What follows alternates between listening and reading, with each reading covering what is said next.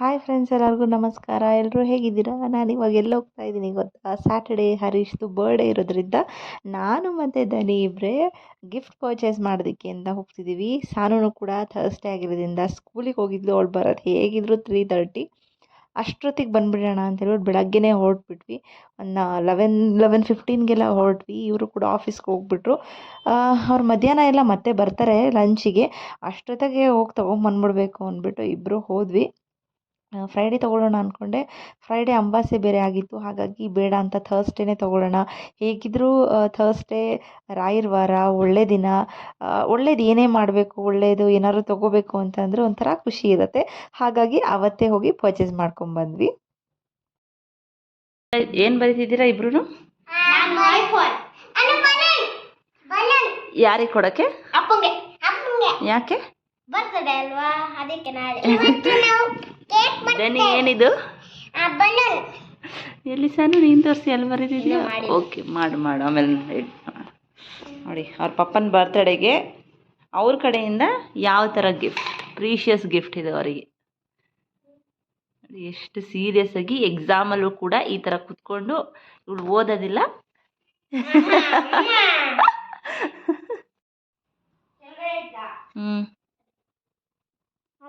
ಏನಪ್ಪ ಏನು ಏನಿದು? ಸೂಪರ್. ಯಾರಿಗಿದು ಬಲೂನ್ಸು? ಗುಡ್, ಚೆನ್ನಾಗಿದೆ. ಮುಗ್ದಿಲ್ವಾ? ಮತ್ತೆ ಕಲರ್ ಬೇರೆ ಮಾಡ್ತೀರಾ? ಸರಿ, ವೆರಿ ಗುಡ್. ಯಾವ ಕಲರ್ ಬೇಕು ನನಗೆ ಇಷ್ಟವಾಗಿರೋದು ಮಾಡಿ.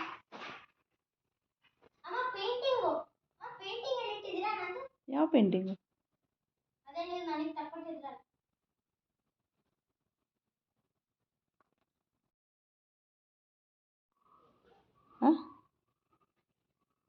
ಬಂದ್ಲ?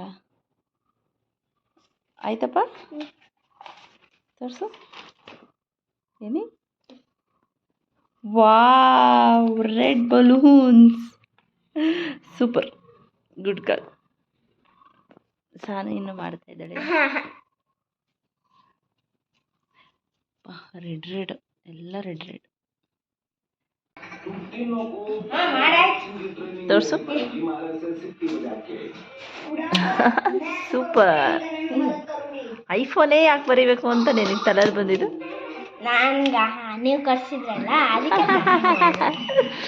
ಸರಿ, ಓಕೆ.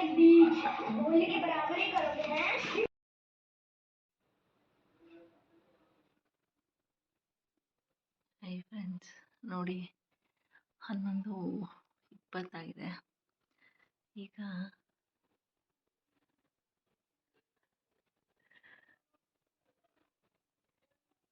ಅವ್ರದ್ದು ಕೇಕ್ ಕಟ್ ಮಾಡಿಸೋಣ ಅಂತ ರೆಡಿ ಮಾಡೋಕ್ಕೆ ಅಂತ ಬಂದೆ. ಇವತ್ತು ಫ್ರೈಡೇ ನೈಟು 9th ನೈಟ್ ಆಗಿದೆ, 11:20. ಸರಿ, ಇವಾಗೆಲ್ಲ ಪ್ರಿಪೇರ್ ಮಾಡ್ಕೋತೀನಿ. ಏನೂ ಇಲ್ಲ, ಸಿಂಪಲಾಗಿ ಅಷ್ಟೇ. ನೋಡೋಣ, ಸ್ಕ್ರೀನೆಲ್ಲ ಹಾಕೋಣ ಅಂತ ಇದ್ದೀನಿ. ನೋಡೋಣ ಬನ್ನಿ ಹೇಗಿರುತ್ತೆ ಅಂತ. ನಾನು ಆ್ಯಕ್ಚುಲಿ ಡೆಕೋರೇಟ್ ಎಲ್ಲ ಮಾಡ್ಕೊಂಡು ಮಾತಾಡ್ತಾ ಇದ್ದೀನಿ, ಬಟ್ ಆದರೆ ಅದು ಕೇಳಿಸಿಲ್ಲ. ಯಾಕೆ ಅಂತಂದರೆ ನಾನು ತುಂಬ ನಿಧಾನಕ್ಕೆ ಮಾತಾಡ್ತಿದ್ದೆ. ಮಿಡ್ ನೈಟ್ ಆಗಿದ್ದರಿಂದ ತುಂಬ ನಿಧಾನಕ್ಕೆ ಮಾತಾಡ್ತಿದ್ದೆ.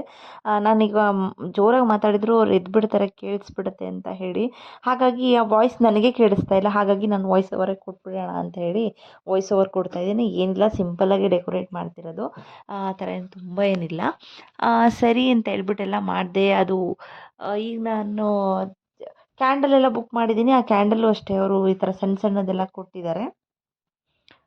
ಸರಿ, ಮತ್ತು ನಾನು ಕೇಕ್ ಪಾಪ್ಸ್ ಅಂತ ಒಂದಿತ್ತು, ಅದೊಂಥರ ಲಾಲಿಪಾಪ್ ಥರ, ಅದು ಡೆಕೋರೇಟ್ ಮಾಡೋಕ್ಕೆ ಅಂತ ತರಿಸಿದ್ದೆ. ಮತ್ತು ನೋಡಿ ಇಲ್ಲಿ 2 ಕೇಕ್ ಯಾಕೆ ತರಿಸಿದ್ದಾರೆ ಅಂತ ನಾನು ಅದೇ ತಮ್ನೈಲಲ್ಲಿ ಹೇಳಿರೋದು. ಅಷ್ಟು ಡಿಸಪಾಯಿಂಟ್ ಆಗಿದೆ ಅಂತಂದರೆ ನನ್ನ ಲೈಫಲ್ಲೇ ಕೂಡ ನನಗಾಗಿಲ್ಲ. ಈ 11 ಇಯರ್ಸಲ್ಲಿ ನನಗೆ ಯಾವತ್ತೂ ಆಗಿಲ್ಲ ಈ ಥರ. ಅಷ್ಟು ಬೇಜಾರಾಗೋಯಿತು ಈ ಕೇಕ್ ವಿಷಯದಲ್ಲಿ. ನಾನು ಆಲ್ಮೋಸ್ಟ್ 3 to 4 ಇಯರ್ಸಿಂದ ನಾನು ಆನ್ಲೈನಲ್ಲೇ ಕೇಕ್ ತರಿಸ್ತಾ ಇದ್ದಿದ್ದು. ನನಗೆ ಆಲ್ಮೋಸ್ಟ್ ಯಾವಾಗಲೂ ಚೆನ್ನಾಗೇ ಬರ್ತಿತ್ತು ಝೊಮ್ಯಾಟೊದಲ್ಲಿ. ನಾನು ಏನು ಆರ್ಡ್ರ್ ಮಾಡಿರ್ತೀನಿ ಅದು ವೈಟ್ ಕಲರ್ ವೆನಿಲಾ ಕೇಕ್ ಇದೆಯಲ್ಲ, ಇದ್ರಿಗಿಂತ ಮುಂಚೆ ಫಸ್ಟು ಬೇರೆ ಒಂದನ್ನು ಆರ್ಡ್ರ್ ಮಾಡಿದ್ದು, ಆ ಫೋಟೋ ಹಾಕಿರ್ತೀನಿ ನೋಡಿ. ಅದನ್ನು ಆರ್ಡ್ರ್ ಮಾಡಿದರೆ ಅವ್ರು ನನಗೆ ಕಳಿಸಿರೋದು ಇದನ್ನು. ಅದನ್ನು ಓಪನ್ ಮಾಡಿದ ತಕ್ಷಣ ನಾನು ತುಂಬ ಎಕ್ಸೈಟ್ಮೆಂಟಲ್ಲಿ ವೆಯ್ಟ್ ಮಾಡ್ತಿದ್ದೆ, ಆ ಥರ ಕೊಡ್ತಾ ಇದ್ದಾರೆ ಅಂತ ಹೇಳ್ಬಿಟ್ಟು. ಓಪನ್ ಮಾಡಿದ ತಕ್ಷಣ ಎಲ್ಲ ಫುಲ್ಲು ಡಿಸಪಾಯಿಂಟ್ಮೆಂಟ್ ಆಗೋಯಿತು. ಏನು ಈ ಥರ ಕೊಟ್ಬಿಟ್ಟಿದ್ದಾರೆ ಅಂತ. ಏನು ಮಾಡಬೇಕು ಅಂತಲೂ ಗೊತ್ತಾಗ್ತಿಲ್ಲ. ಟೈಮ್ ಇಲ್ಲ ತರಿಸೋದಕ್ಕೆ ನನಗೆ. ಫ್ರೈಡೇ ನಾನು ಮಧ್ಯಾಹ್ನ ತರಿಸಿದ್ದು. ಸರಿ ಅದನ್ನು ತಂದ್ಕೊಡೋದಕ್ಕೂ ನಂಗೆ 45 ಮಿನಿಟ್ಸ್ ಮಾಡಿದರು. ಸರಿ ಮತ್ತೆ ಝೊಮ್ಯಾಟೊದವರಿಗೆ ಕಂಪ್ಲೇಂಟ್ ಮಾಡಿದೆ. ಸರಿ ಅವ್ರು ರೀಫಂಡ್ ಮಾಡಿದರು. ಮತ್ತು ನೆಕ್ಸ್ಟು ಇನ್ನು ಬೇರೆ ನಂಗೆ ಆಪ್ಷನ್ ಇಲ್ಲ ಹೋಗಿ ತೊಗೊಂಬರೋದಕ್ಕೆ. ಆಲ್ರೆಡಿ ನನಗೆ ಈ ನೆಕ್ಸ್ಟ್ ಕೇಕ್ ಬಂದಿದೆ 5:45 ಆಗೋಯಿತು. ಅಷ್ಟೊತ್ತಿಗೆ 6 o'clockಗೆಲ್ಲ ನನ್ನ ಹಸ್ಬೆಂಡ್ ಕೂಡ ಬಂದಿದ್ದರು. ಹಾಗಾಗಿ ಸರಿ ಇನ್ನೊಂದು ಆರ್ಡ್ರ್ ಮಾಡಿಬಿಡೋಣ ಅಂತ ಮತ್ತೆ ಆರ್ಡ್ರ್ ಮಾಡಿದೆ. ಮತ್ತೆ ಕೂಡ ಸೇಮ್ ಡಿಸಪಾಯಿಂಟ್ಮೆಂಟ್ ನನಗೆ. ನಾನು ಅವರೆಲ್ಲ ಬೇರೆ ಔಟ್ಲೆಟಿಂದ ಆರ್ಡ್ರ್ ಮಾಡಿದ್ದು. ಮೀನ್ಸ್ ಅಂದರೆ ಬೇರೆ ಕೇಕ್ ಝೋನ್ ಅಂತ ಏನೋ ಇತ್ತು. ಸರಿ ಅಲ್ಲಿಂದ ಆರ್ಡ್ರ್ ಮಾಡಿದೆ. ಅಲ್ಲಿಂದನೂ ಅಷ್ಟೇ ನಾನೇನೋ ಆರ್ಡ್ರ್ ಮಾಡಿದರೆ ಅವರೇನೋ ತಂದುಕೊಟ್ಟಿದ್ದಾರೆ. ತಂದುಕೊಡ್ಬೇಕಾದ್ರೂ ಅಷ್ಟೇ ಆ ಕಡೆ ಈ ಕಡೆ ಎಲ್ಲ ಸ್ವಲ್ಪ ಎಲ್ಲ ಮೆತ್ಕೊಂಡ್ಬಿಟ್ಟಿದೆ, ಕಿತ್ಕೊಂಡು ಹಂಗಾಗೋಗಿತ್ತು. ಅದು ಕೂಡ ಬೇಜಾರಾಗೋಯಿತು. ಎವ್ರಿ ಟೈಮ್ ನಾನು ಆರ್ಡ್ರ್ ಮಾಡಿದಾಗ ಚೆನ್ನಾಗೇ ಕೊಡ್ತಾಯಿದ್ರು. ಅದು ಯಾಕೆ ಈ ಸತಿ ಆ ಥರ ಆಯಿತು ಅಂತಲೂ ನನಗೆ ಗೊತ್ತಿಲ್ಲ. ಬಟ್ ಅದು ನನಗೆ ತುಂಬ ಡಿಸಪಾಯಿಂಟ್ಮೆಂಟ್ ಆಯಿತು. ಏಕೆಂದರೆ ಲಾಸ್ಟ್ ಇಯರು ಅಷ್ಟೇ ನಾನು ಕಾರ್ ಡಿಕ್ಕಿಯಲ್ಲಿ ಫೋಟೋಸ್ ಎಲ್ಲ ಅವ್ರದ್ದು ಹಾಕಿಬಿಟ್ಟು ಅಲ್ಲಿ ನಾನು ಹ್ಯಾಮರಲ್ಲಿ ಹೊಡಿತಾರಲ್ಲ ಆ ಥರ ಕೇಕ್ನ ತರಿಸಿ ಮಾಡಿದ್ದು. ನಾನು ಮೊದಲೇ ಒಂಥರ ಸ್ಪೆಷಲಾಗಿರಬೇಕು ಇಯರ್ಲಿ ಅಂತ ಟ್ರೈ ಮಾಡ್ತೀನಿ. ಬಟ್ ಈ ಸತಿ ಈ ಥರ ಆಗೋಯ್ತಲ್ಲ ಅಂತ ಹೇಳಿಬಿಟ್ಟು ತುಂಬ ಬೇಜಾರಾಗೋಯಿತು. ಸರಿ ಓಕೆ ಏನೂ ಮಾಡೋಂಗಿಲ್ಲ ಅಂತೇಳ್ಬಿಟ್ಟು ಹೇಗೋ 2 ಕೇಕು ಇದೆ, 2 ಕೇಕೂ ಇಟ್ಟು ಕಟ್ ಮಾಡಿಸ್ಬಿಡೋಣ ಅಂದ್ಬಿಟ್ಟು 2 ಕೇಕೂ ಇಟ್ಟು ಕಟ್ ಮಾಡಿಸ್ತಾ ಇದ್ದೆ. ಬಟ್ ವೈಟ್ ಕಲರ್ದಂತೂ ಒಂಚೂರೂ ಚೆನ್ನಾಗಿರಲಿಲ್ಲ. ಅದು ನಾವು ಯಾರೂ ತಿನ್ನಲೂ ಇಲ್ಲ, ಅಷ್ಟು ಕೆಟ್ಟದಾಗಿತ್ತು ಅದು. ಟೇಸ್ಟು ಕ್ವಾಲಿಟಿ ಅಂತೂ ಚೂರು ಚೆನ್ನಾಗಿಲ್ಲ. ನಾರ್ಮಲ್ ಕೇಕ್ ಅದು. ನಾನು ಬುಕ್ ಮಾಡಿದ್ದು ಪೇಸ್ಟ್ರಿ, ಅವ್ರು ಕೊಟ್ಟಿರೋದು ನಾರ್ಮಲ್ಲು. ನೆಕ್ಸ್ಟ್ ಸೆಕೆಂಡ್ ಒಂದು ಬಂದು ರೆಡ್ ವೆಲ್ವೆಟು. ಅದು ಟೇಸ್ಟ್ ಎಲ್ಲ ಚೆನ್ನಾಗಿತ್ತು. ಬಟ್ ನಾನು ಆರ್ಡ್ರ್ ಮಾಡಿದ ಕೇಕಲ್ಲ ಅದು. ಸರಿ ನನ್ನ ಮಗಳು ಕೂಡ ಎಬ್ಬಿಸ್ಕೊಂಡು 12 ಆಯಿತು ಅಂತ ಕರ್ಕೊಂಬಂದೆ. ಒಂದು ಆಲ್ಮೋಸ್ಟ್ 45 ಮಿನಿಟ್ಸಿಂದ ಎಲ್ಲ ಡೆಕೋರೇಟ್ ಮಾಡಿದೆ. ಆ್ಯಕ್ಚುಲಿ ನೈಟೇ ನಾವು ಸೆಲೆಬ್ರೇಟ್ ಮಾಡಿಬಿಡ್ತೀವಿ. 11 ಇಯರ್ಸಿಂದ ನನ್ನ ಮದುವೆ ಆಗಿ 11 ಇಯರ್ಸ್ ಆಯಿತು. ಆವಾಗಲಿಂದನೂ ಕೂಡ ನಾವು ನೈಟೇ, ಅಂದರೆ ನನ್ನ ಬರ್ಡೇ ಇರ್ಬೋದು, ನನ್ನ ಹಸ್ಬೆಂಡ್ ಬರ್ಡೇ ಮತ್ತು ನಮ್ಮದು ಆ್ಯನಿವರ್ಸರಿ, ಇಷ್ಟನ್ನು ನಾವು ಸೆಲೆಬ್ರೇಟ್ ಮಾಡ್ತೀವಿ. ಮಕ್ಕಳಾದಮೇಲೆ ಅವ್ರದ್ದನ್ನ ಪಾಪ ಎಬ್ಬರಿಸಿ ಕಟ್ ಮಾಡೋಕ್ಕಾಗಲ್ಲ. ನಿದ್ದೆ ಮಾಡ್ತಿರ್ತಾರೆ, ಅವ್ರಿಗೇನೂ ಗೊತ್ತೂ ಆಗೋಲ್ಲ. ಹಾಗಾಗಿ ಅವ್ರದ್ದನ್ನು ಮಾತ್ರ ನಾವು ಈವ್ನಿಂಗ್ ಟೈಮ್ ಆ ಥರ ನೆಕ್ಸ್ಟ್ ಡೇ ಅವ್ರ ಸೇಮ್ ಬರ್ಡೇ ದಿನ ಈವ್ನಿಂಗ್ ಟೈಮ್ನ ಕಟ್ ಮಾಡಿಸ್ತೀನಿ. ನನ್ನ ಸರ್ಪ್ರೈಸ್ ಇಷ್ಟೇ. ನಾನು ಅವರಿಗೆ ಐಫೋನ್ ಗಿಫ್ಟ್ ಮಾಡಿದೆ. ಅವ್ರಿಗೂ ತುಂಬ ಖುಷಿ ಆಯಿತು. ಮತ್ತು ನಾವು ನೈಟ್ ಯಾಕೆ ಸೆಲೆಬ್ರೇಟ್ ಮಾಡ್ತೀವಿ, ಬೆಳಗ್ಗೆ ಸೆಲೆಬ್ರೇಟ್ ಮಾಡಲ್ಲ ಅಂತಂದರೆ, ನಾವು ಸ್ಟಾರ್ಟಿಂಗಿಂದ ಮದುವೆ ಆದಾಗ್ಲಿಂದನೂ 11 ಇಯರ್ಸಿಂದ ಸೇಮ್ ಇದೇ ಥರನೇ ಆಗ್ತಾ ಇರೋದು. ನೈಟೇ ಸೆಲೆಬ್ರೇಟ್ ಮಾಡೋದು. ಮತ್ತು ನಾವು ಇಬ್ಬರು ಏನು ನಮ್ಮ ಥಾಟ್ ಅಂತಂದರೆ, ಮದುವೆ ಆದಾಗ ಆವಾಗ ಹೊಸದಾಗಿ ಎಲ್ಲ ಸೆಲೆಬ್ರೇಟ್ ಮಾಡ್ತೀವಿ. ಮತ್ತು ಏಜ್ ಆಗ್ತಾ ಮಕ್ಕಳಾದಮೇಲೆ ಎಲ್ಲನೂ ಸೆಲೆಬ್ರೇಟ್ ಮಾಡೋದು ಬಿಟ್ಬಿಡ್ತೀವಿ. ನಮ್ಮ ಖುಷಿನೆಲ್ಲ ನಾವು ತ್ಯಾಗ ಮಾಡೋಕ್ಕೆ ಶುರು ಮಾಡ್ತೀವಿ. ಬಟ್ ಆ ಥರ ಇರಬಾರ್ದು ಅನ್ನೋದೇ ನಮ್ಮದು. ಏನಂತಂದರೆ, ನಮಗೆ ಏನು ರೈಟ್ಸ್ ಇದೆ, ಇಲ್ಲ ನಮ್ಮ ಪ್ರೀತಿ ಏನಿದೆ, ಯಾರೇ ಮಧ್ಯೆ ಬರಲಿ, ಮಕ್ಕಳಿರ್ಬೋದು, ಇನ್ನೊಬ್ರು ಯಾರೇ ಇರ್ಬೋದು, ಬಟ್ ನಮ್ಮ ಪ್ರೀತಿನೂ ಕೂಡ ಅಷ್ಟೇ ಮುಖ್ಯ. ನಾವು ಎಷ್ಟೇ ಏಜ್ ಆಗಲಿ, ಏನೇ ಆದ್ರೂ ಕೂಡ ನಾವು ಹೇಗಿದ್ವಿ ಮುಂಚೆ ಸ್ಟಾರ್ಟಿಂಗಿಂದನೂ ಆವಾಗಲಿಂದನೂ ನಾವು ಸಾಯೋ ತನಕನೂ ಕೂಡ ಅದೇ ಪ್ರೀತಿಯಿಂದನೇ ಇರಬೇಕು ಅಂತ. ನನ್ನ ಲೈಫಲ್ಲಿ ಅದು ಇಲ್ಲಿ ತನಕನೂ ಹಾಗೇ ಇದೆ, ಮುಂದಕ್ಕೂ ಕೂಡ ಅದೇ ಥರ ಇರುತ್ತೆ. ಏಕೆಂದರೆ ಯಾವತ್ತೂ ನಮ್ಮಿಬ್ಬರು ಕೈಯಲ್ಲೇ ಇರುತ್ತೆ, ಬೇರೆ ಯಾರ ಹತ್ರನೂ ಇರೋದಿಲ್ಲ ಅದು. ನಾವಿಬ್ಬರು ಹೇಗಿರ್ತೀವಿ ಅದೇ ಥರನೇ ನಮ್ಮ ಪ್ರೀತಿ ನಮ್ಮ ಜೊತೆ ಯಾವಾಗಲೂ ಇದ್ದೇ ಇರುತ್ತೆ ಅಂತ ಹೇಳೋಕ್ಕೆ ಇಷ್ಟಪಡ್ತೀನಿ. ಆವಾಗಲೂ ಆಯಿತು, ಚೆನ್ನಾಗೇ ತಿಂದು ಸರಿ ನೈಟ್ ಲೇಟ್ ಆಗೋಯಿತು, ಬೆಳಗ್ಗೆ ಬೇಗ ಎದ್ದೇಳಬೇಕು ಅಂತ ಹೇಳಿಬಿಟ್ಟು ಹೋಗ್ಬಿಟ್ಟು ಮಲ್ಕೊಬಿಟ್ವಿ. ನೆಕ್ಸ್ಟ್ ಡೇ ಹೇಳ್ತೀನಿ ಏನಾಯಿತು ಅಂತ. ಇವಾಗ ನನ್ನ ನಾದಿನಿ ಮನೆಗೆ ಹೊರಟಿದ್ದೀವಿ. ಇವ್ರದ್ದು ಬರ್ತಡೇ ಇರೋದ್ರಿಂದ ಅವರು ಇಲ್ಲಿಗೆ ಬರೋಕ್ಕಾಗಿಲ್ಲ. ಅವ್ರ ಮಗನಿಗೆ ಟೆಸ್ಟ್ ನಡೀತಾ ಇರೋದ್ರಿಂದ ಅದಕ್ಕೆ ಅಲ್ಲಿಗೆ ಇನ್ವೈಟ್ ಮಾಡಿದ್ದಾರೆ. ಈಗ ಸಂಜೆನೂ ಪಾರ್ಟಿ ಇರುತ್ತೆ ಅವ್ರ ಮನೇಲಿ. ಕೇಕ್ ಕಟ್ಟಿಂಗು ಎಲ್ಲ ಇರುತ್ತೆ. ಅದನ್ನು ಕೂಡ ವೀಡಿಯೋ ಮಾಡ್ತೀನಿ. ಎಷ್ಟಾಗುತ್ತೆ ಅಷ್ಟು ವೀಡಿಯೋ ಮಾಡಿ ನಾನು ಅಪ್ಲೋಡ್ ಮಾಡ್ತೀನಿ. ಇವಾಗ ಹೋಗ್ತಾ ಇದ್ದೀವಿ. ಆಲ್ರೆಡಿ 4 o'clock ಆಗಿದೆ. ಹೋಗೋಷ್ಟೊತ್ತಿಗೆ 1 hour ತೋರಿಸ್ತಾ ಇದೆ. ಮೋಸ್ಟ್ಲಿ 1 hour 15 minutes ಆಗ್ಬೋದು ಅಷ್ಟೇ ಹೋಗೋಷ್ಟೊತ್ತಿಗೆ. ಸ್ವಲ್ಪ ಟ್ರಾಫಿಕ್ ಇದ್ದರೆ ಜಾಸ್ತಿ ಆಗ್ಬೋದು. ನೋಡಬೇಕು ಯಾವ ಥರ ಟ್ರಾಫಿಕ್ ಇರುತ್ತೆ ಅಂತ. ಹೆಬ್ಬಾಳ ಬೇರೆ ಟ್ರಾಫಿಕ್ ಸ್ವಲ್ಪನೇ ಇರುತ್ತೆ, ವೀಕೆಂಡ್ ಬೇರೆಯೇ. ಟ್ರಾಫಿಕ್ಕು ಜಾಸ್ತಿ ಇರುತ್ತೆ. ನೋಡಬೇಕು, ನಮಗೆ ಔಟರ್ ರಿಂಗ್ ರೋಡ್ ಮೇಲೂ ಹೋಗೋಣ ಅಂದ್ಕೊಂಡ್ವಿ, ಅಲ್ಲೂ ಕೂಡ ಸಖತ್ ಟ್ರಾಫಿಕ್ ತೋರಿಸ್ತಾ ಇದೆ. ಈಗ ಅದಕ್ಕೆ ಅಂತಲೇ ಸಿಟಿ ಒಳಗಡೆ ಹೋಗ್ತಾ ಇದ್ದೀವಿ. ನೋಡಬೇಕು, ಟ್ರಾಫಿಕ್ ಇಲ್ಲದೇ ಇದ್ದರೆ ಸಾಕು. ಟ್ರಾಫಿಕಲ್ಲಿ ಮಾತ್ರ ನಿಂತ್ಕೊಳ್ಳೋಕ್ಕಾಗಲ್ಲ, ಅಷ್ಟು ತಲೆನೋವು ಬಂದುಬಿಡುತ್ತೆ. ನೋಡೋಣ, ಹೋಗಿ ಏನೇನಾಗುತ್ತೆ ಅಂತ ನಾನು ವಿಡಿಯೋ ಮಾಡಿ ತೋರಿಸ್ತೀನಿ. ಚೆನ್ನಾಗಿ ಕುಣಿತಾರೆ ಇವರಂತೂ. ಇವತ್ತು ಯಾರು ನಮ್ಮ ಕೈಗಂತೂ ಸಿಗಲ್ಲ. ನಮ್ಮ ದನಿ ಸಾನು ಅಂತೂ ಯಾರ ಕೈಗೂ ಸಿಗೋದಿಲ್ಲ. ಅದಕ್ಕೆ ಇವಾಗ ಹೋಮ್ವರ್ಕ್ ಎಲ್ಲ ಇಲ್ಲೇ ಮುಗಿಸ್ಕೊಂಬಿಟ್ಲು. ಅದಕ್ಕೆ ಲೇಟಾಗಿ ಹೊರಟ್ಬಿಟ್ವಿ 4 ಗಂಟೆಗೆ.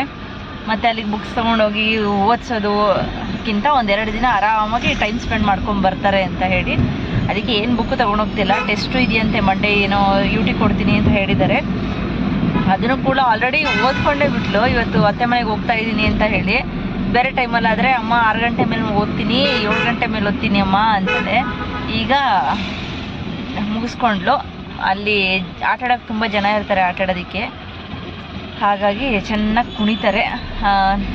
ನೋಡೋಣ, ನಾನು ಸ್ವಲ್ಪ ಗಾಡಿ ಓಡಿಸೋಣ ಅಂದ್ಕೊಂಡಿದ್ದೀನಿ. ಅಲ್ಲಿಗೆ ಹೋಗಿ 2 ವೀಲರು ಹೆಂಗಾಗುತ್ತೆ ನೋಡ್ಕೋತೀವಿ ಫಸ್ಟು. ತೋರಿಸ್ತೀನಿ ಬನ್ನಿ ಯಾವ್ಯಾವ ಥರ ಇರುತ್ತೆ ಅಂತ ಹೇಳ್ಬಿಟ್ಟು. ಇವತ್ತು ಪಾರ್ಟಿ ಆಲ್ರೆಡಿ 4 o'clock ತನಕ ಮುಗ್ದೇ ಹೋಯ್ತು ಬರ್ಡೇ. ಇನ್ನೊಂದು ಅರ್ಧ ದಿನ ಮುಗ್ದೋದ್ರೆ ಇವ್ರದ್ದು ಬರ್ಡೇ ಬಾಯ್ ಎಂಡಾಗಿ ಹೋಗ್ಬಿಡ್ತಾರೆ ಅಲ್ವಪ್ಪ. ನಮಗೇನು ಟ್ರೀಟ್ ಕೊಡ್ಸಲ್ವಾ ಅಂತ ಅಷ್ಟೇ. ನೋಡೋಣ, ಮಧ್ಯಾಹ್ನ ಒಂದು ರೌಂಡು ಪಾರ್ಟಿ ಕೊಡಿಸ್ತೀನಿ ಅಂದ್ಬಿಟ್ಟು ಮಕ್ಕಳಿಗೆಲ್ಲರಿಗೂ ಐಸ್ ಕ್ರೀಮ್ಸು, ಚಾಕ್ಲೇಟ್ಸು ಎಲ್ಲ ತೊಗೊಂಬಂದಿದ್ರು. ಅದನ್ನು ಸ್ವಲ್ಪ ತೊಗೊಂಡು ಹೋಗ್ತಾ ಇದ್ದೀನಿ. ಹಾಗೇ ನೋಡ್ಬೇಕು, ಈಗ ಹೋಗ್ತಾ ಸ್ವಲ್ಪ ಫ್ರೂಟ್ಸ್ ಏನಾದ್ರು ತೊಗೊಂಡು ಹೋಗಿ ನೋಡೋಣ ಅಲ್ಲೇನೇನಾಗುತ್ತೆ. ವಿಡಿಯೋ ಮಾಡಿ ಅಪ್ಡೇಟ್ ಮಾಡ್ತೀನಿ. 5:10 4ಗೆ ಹೊರಟಿದ್ದು, ಇನ್ನೂ ಹೋಗ್ತಾನೇ ಇದ್ದೀವಿ. ಸುಸ್ತಾಗೋಯ್ತು ಹೋಗಿ ನಾವು. ಇನ್ನೂ ರೀಚ್ ಆಗೋಕ್ಕೆ ಟೈಮ್ ಬೇಕು ನಮಗೆ. ಅಲ್ಲಿ ಟ್ರಾಫಿಕ್ ಇದೆ. ನೋಡೋಣ ಹೇಗೆ.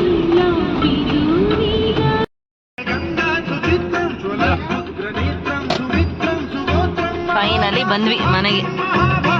ಎಷ್ಟು 5:30, 1.5 hour ಆಯಿತು ಬರೋ ಅಷ್ಟೊತ್ತಿಗೆ.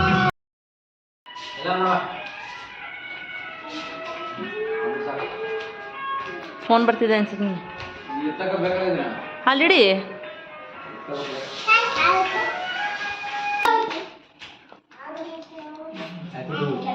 Happy to you.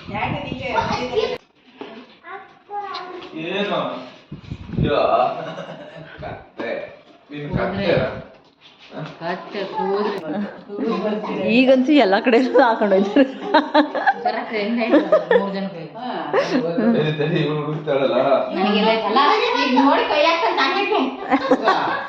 ತಳ್ಳಬಾರ್ದು ಮಗನೆ.